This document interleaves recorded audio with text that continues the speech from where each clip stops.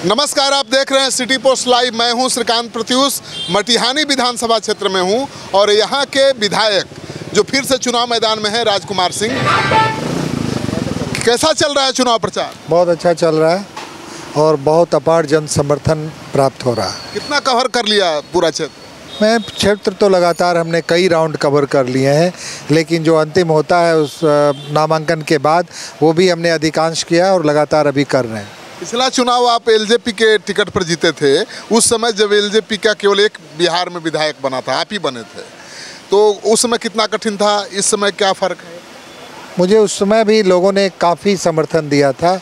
तब तो मैं नया कैंडिडेट था और मेरे लिए एक बड़ी गर्व की बात है और बड़े ही लोगों का आभार मैं व्यक्त करना चाहता हूं कि मुझे बहुत कुछ बिना जाने पहचाने लोगों ने मुझे समर्थन दिया और मुझे अपना जो प्रतिनिधित्व दरअसल जनता का ही होता है वो उन्होंने मुझे सौंपा विधानसभा के लिए। तो मैं आभार व्यक्त करता हूं सभी लोगों का। और मैंने प्रयास किया कि 5 सालों में जिन आशाओं अपेक्षाओं के तहत उन्होंने मुझे ये जिम्मेदारी दी थी, उस पे खरा उतरने का प्रयास मैंने किया है। और मुझे लगता है कि आदरणीय नीतीश कुमार जी का काम, एनडीए सरकार का जो न्याय के साथ विकास का जो उसका रथ है जो लगातार चलता जा रहा है, उसकी बदौलत मुझे फिर से बहुत ज़्यादा समर्थन मिल रहा है लोगों को। उस समय तो नीतीश कुमार के खिलाफ लड़े थे चिराग पासवान, तब भी जीत गए थे आप भाई। मैंने नीतीश कुमार, चिराग पासवान ने निश्चित रूप से उनकी एक अपनी विचारधारा थी, लेकिन मैं मटिहानी में जो राजनीति करने आया था, मैं मटिहानी की राजनीति करने के लिए आया था। और मैं उस वक्त के जो वर्तमान विधायक थे उनका मटिहानी से विकास से कभी कोई सरोकार नहीं रहा। मटिहानी के विकास को उन्होंने 2005 में तो जंगल राज समाप्त हो गया, लेकिन मटिहानी में एक नए तरीके के जंगल राज की स्थापना भी 2005 में हुई। मटिहानी में बड़ी अद्भुत बात थी। हम लोग जब बाहर से आए देखा और हमें भी काफ़ी उम्मीद थी, काफ़ी अपेक्षा थी कि नीतीश कुमार जी के शासनकाल में पूरा प्रदेश बढ़ रहा है तो मटिहानी क्यों पीछे जा रहा है। तो ये निश्चित रूप से मन में एक आक्रोश सा हुआ 2010 के बाद। और फिर देखते देखते मुझे लगा कि नहीं, इस प्रतिनिधित्व में कमी है और मैंने फिर अचानक मन बनाया और मैं जनता के बीच में गया।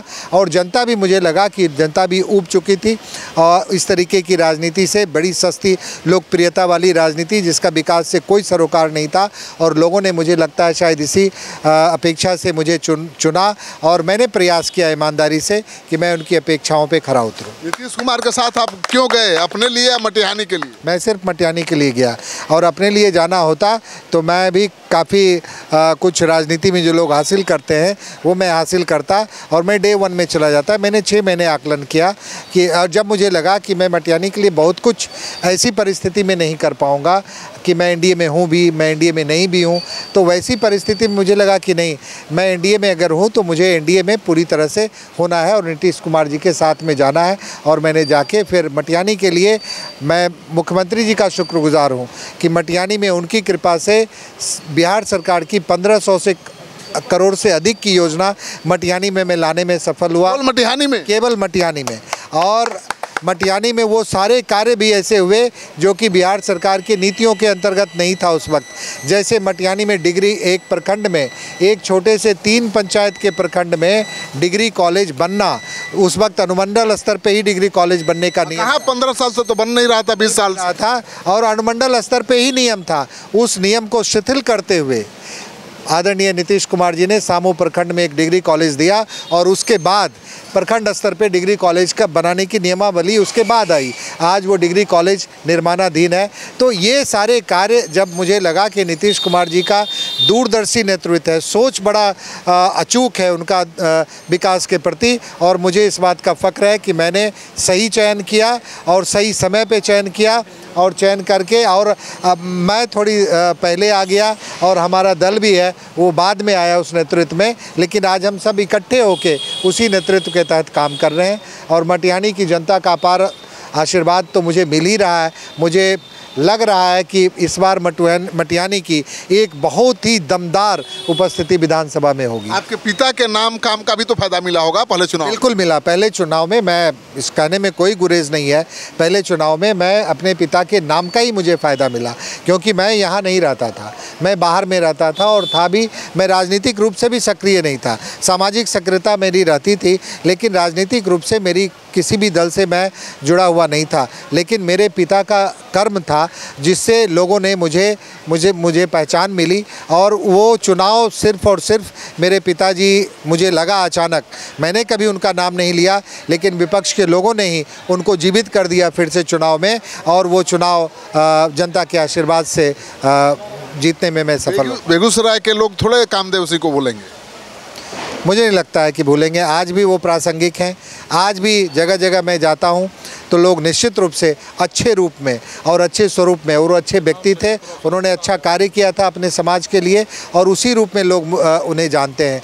कोई उनको गलत रूप में देने का प्रयास जो विपक्ष के लोग करते हैं, और उसमें भी रॉबिन हुड वाला इमेज था भाई, सबकी मदद करते थे, गरीबों की पता है, करते थे, सबकी मदद करते थे। और 22 शख्स थे कि जब वो गए, जीवन में कभी उन्होंने 1 रुपया अपनी जेब में नहीं रखा, 1 रुपया नहीं। एक धोती और एक कुर्ते में रहने वाला व्यक्ति, एक जोड़ा धोती, वो नहाते थे, हम लोग सुनते हैं और देखते भी थे, जिस वक्त वो नहाते थे गमछा पहन के, तब तक धोती सूख जाती थी उनकी, और फिर वही धोती पहनते थे।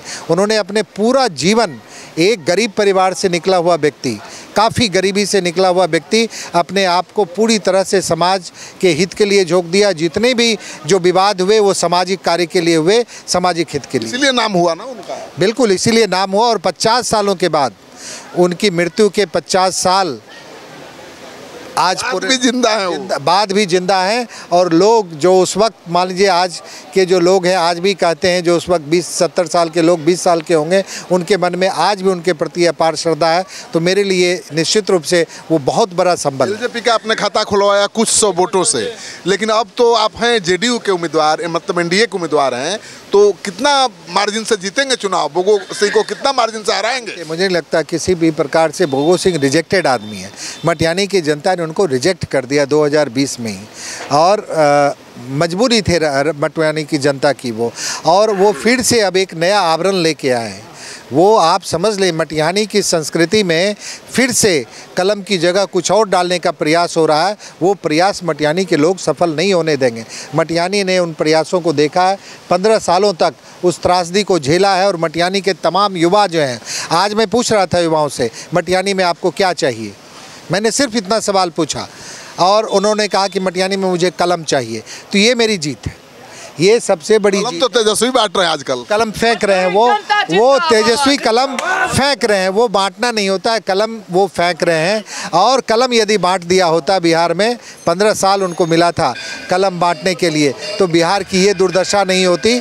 लेकिन आदरणीय नीतीश कुमार जी ने दुर्दशा से बाहर बिहार को निकाला, और बिहार देश की तीसरी सबसे तेज़ गति से चलने वाली आर्थिक व्यवस्था बनाई है। तो इसके लिए उनको आशीर्वाद निश्चित रूप से बिहार की 14 करोड़ जनता का मिलने जा रहा है। ये तो आप सुन रहे थे राजकुमार सिंह को, जो जेडीयू के उम्मीदवार हैं, और एलजेपी का तो खाता ही इन्हीं से खुला था पूरे बिहार में। एकलौता विधायक थे, जेडीयू के साथ चले गए, जेडीयू के टिकट पर चुनाव लड़ रहे हैं, तो काफ़ी मजबूती से लड़ रहे हैं और भोगो सिंह की मुश्किल बढ़ा रहे हैं।